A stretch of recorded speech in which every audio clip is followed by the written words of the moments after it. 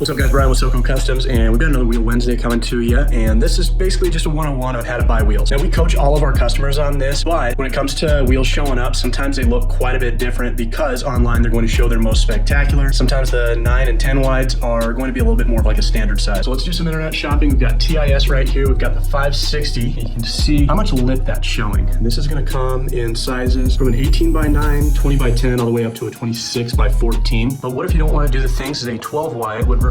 Well, you come up with this 20 by 10 right here that we happen to have on our wheel wall, and you can see just how much the lip differs. So if you're online shopping hoping that it's going to show up and look like the 20 by 12s or anything like that, you might be a little bit disappointed when they show up looking like that. It's not a bad looking wheel at all, but if you're expecting something else, it can be kind of frustrating. And this is definitely nothing against the companies. Just make sure there's so many resources online that you can check to see just how much the different sizes differ in look. So do your research, make sure that the right wheel is showing up at your door.